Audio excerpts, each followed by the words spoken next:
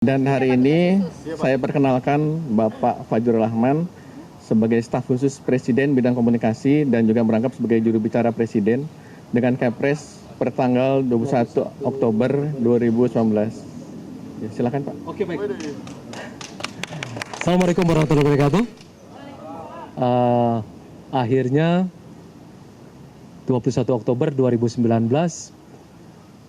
akhirnya saya tahu juga penugasan khusus yang diberikan oleh Presiden kemarin ya, dengan berdasarkan surat keputusan Presiden yang ditandatangani langsung oleh Pak Jokowi, yaitu sebagai staf khusus Presiden di bidang komunikasi dengan pembidangan sebagai juru bicara Presiden. Jadi artinya apa yang sudah saya sampaikan kemarin bahwa teman-teman semualah yang menjadi mitra kerja saya ternyata terbukti dengan surat yang sudah ditandatangani oleh Presiden tersebut. Mulai hari ini. Ya Pak, per 21 Oktober, berarti per kemarin. Jadi sebenarnya kemarin itu sudah dibuatkan. Jadi pertemuan saya dengan Pak Jokowi adalah penugasan khusus. 2015 sebenarnya saya sudah ada penugasan khusus kan, sebagai komisaris utama di Adikarya.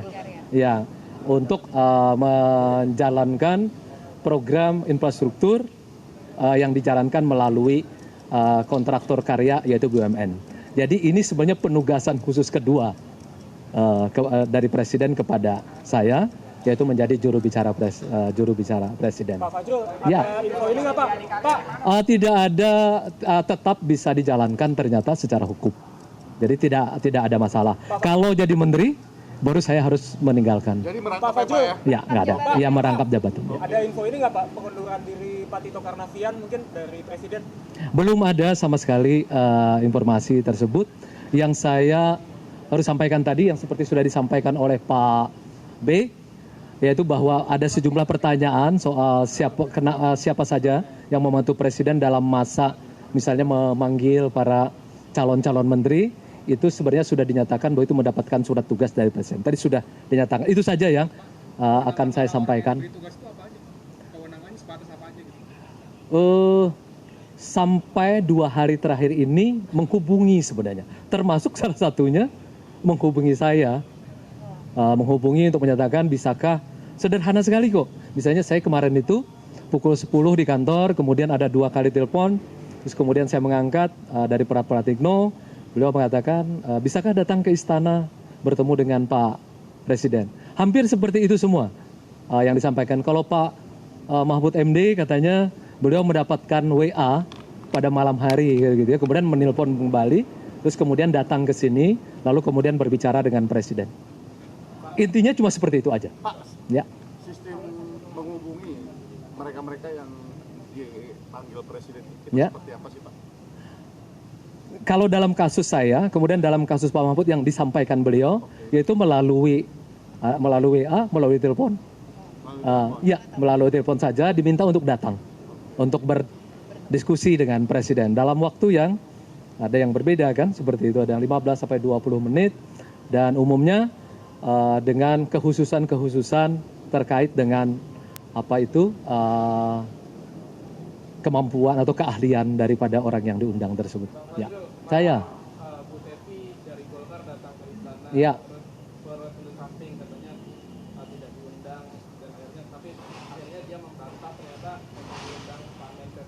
Iya. Kejadian sebenarnya gimana? Ya diakui memang kan diakui memang diundang kan, disampaikan melalui WhatsApp grup ya, WhatsApp sebenarnya langsung. Tetapi kemudian ada sejumlah pertimbangan terkait dengan prinsip kehati-hatian. Tidak menunjukkan soal hukum sebenarnya, tetapi lebih pada prinsip kehati-hatian saja. Soal apa kehati-hatiannya? Prinsip kehati-hatian terutama soal terkait dengan pemanggilan beliau. Iya. Jadi Pak Presiden tetap menginginkan supaya siapapun calon menteri yang terlibat di dalam kabinet yang kedua ini semuanya mudah-mudahan dan insya Allah itu bersih dari masalah-masalah sehingga tidak mengganggu pekerjaan kabinet ini berikutnya begitu. Apa tidak dicek dulu Pak sebelum mengundang beliau ke sini? memang tampaknya ada komunikasi yang sebelumnya sudah dilakukan, tetapi itu tidak hanya terkait dengan Pak Pratikno, tetapi juga dengan pihak partai, tampaknya seperti itu. Berarti dengan kata lain nama beliau diajukan oleh partai, Pak? Tidak terlalu pasti bahwa ada koordinasi memang dengan pihak partai, itu saja. Tidak ada koordinasi? Ada koordinasi dengan pihak partai. Ada koordinasi dengan pihak partai, terus kemudian ada upaya untuk ada kemudian informasi yang datang, lalu kemudian dalam upaya membentuk pemerintahan atau kabinet yang penuh kehati-hatian seperti ini, lalu kemudian itu di.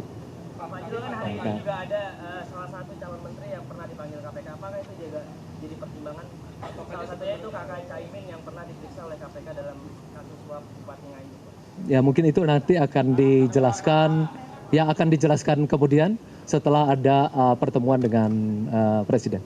Saya pikir begitu. Sebenarnya patokannya apa Pak? Orang bisa dikatakan dia tidak memenuhi prinsip kehati-hatian atau memenuhi itu, patokannya apakah pernah diperiksa, apakah sampai ke pengadilan atau sampai status tersangka atau seperti apa? Secara khusus sebenarnya itu pertimbangan yang itu ada pertimbangan yang diberikan oleh tim yang dibentuk oleh Presiden.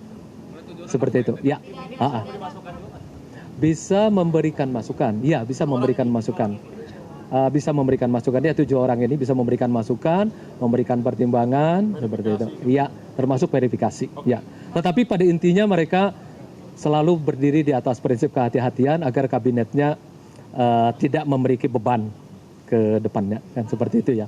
Tapi tidak meminta pertimbangan dan masukan dari KPK untuk mendapatkan rekam jejak dari Sebelumnya kan ada pernyataan bahwa ini hak prerogatif dari Presiden, tetapi masukan-masukan dari luar itu tetap dipertimbangkan, seperti itu. Oke, itu saja mungkin.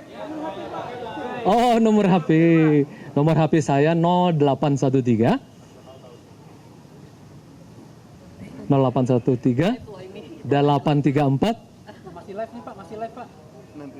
87. Masih live. Oh, masih live. Boleh, semua seluruh Indonesia katanya boleh tahu. Oh, boleh. Apa, ayo Saya kan bisa dihubungi 1 kali 24 jam. Iya. Oke. Saya karena pemerintahan Pak Jokowi ini kan ingin melayani rakyat. Dan saya sebagai juru bicara dimintakan untuk melayani juga. Ya berapa Pak? Sebutin Mbak. Udah sebutin. 0813 834 87 503. Oke. Mudah-mudahan Anda bisa menghubungi saya setiap saat, mudah-mudahan saya bisa membantu. Bisa.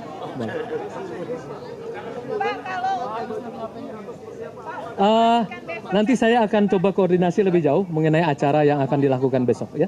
Saya tidak bisa menyampaikan saat ini. Nanti setelah ada koordinasi, nanti pukul 10, pukul berapa besok dan bagaimana dress code-nya segala macam akan disampaikan berikutnya. Nanti saya akan bertemu dengan bapak-bapak dan ibu semua. Berapa lagi ya? Yang terakhir kayaknya sekitar tadi saya baru dapat informasi sekitar 4 lagi setelah Ibu Fauzia. Tapi nanti mengenai resminya nanti saya akan konfirmasi lagi ya. Oke, baik.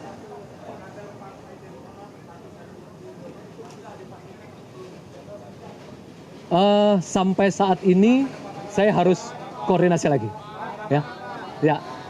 Bang, apakah ada menteri yang lanjut tapi belum tentu dipanggil kemarin dan hari ini, Bang? Ada menteri yang lanjut tapi belum tentu dipanggil kemarin atau hari ini. Apa pasti harus dipanggil? Tampaknya harus dipanggil oleh Presiden. Walaupun menteri lanjut ya? Belum ya? Nanti kita akan mendapat penjelasan lebih jauh dari tim 7. Kan tim 7 ini kan terus melakukan koordinasi supaya kita bisa mendapatkan informasi yang lebih tepat. Oke, saya pikir begitu. Nggak ada. Jauh banget. Terima kasih ya. Ya. Nanti aja ya pertanyaannya. Kita fokuskan ke arah ini saja. Untuk pemanggilan calon menteri masih ada beberapa lagi hari ini. Nanti ditunggu aja beberapa lagi. Ada berapa lagi? Ya. Dan tentunya mungkin ada calon menteri yang karena dalam perjalanan ada yang sempat tidak diwawancara. Tapi tadi ada Presiden. pertanyaan apakah yang Iya. sudah dipanggil atau tidak? apakah Ya, pada intinya kan semuanya dipanggil? calon menteri itu adalah hak prerogatif presiden. Jadi pada akhirnya presiden menentukan. Ya. Terima kasih ya. Ada nggak yang nggak dipanggil tapi akan jadi menteri? Ya semuanya adalah hak prerogatif presiden. Ya, terima kasih ya. Oke, baik, terima kasih. Assalamualaikum warahmatullahi wabarakatuh.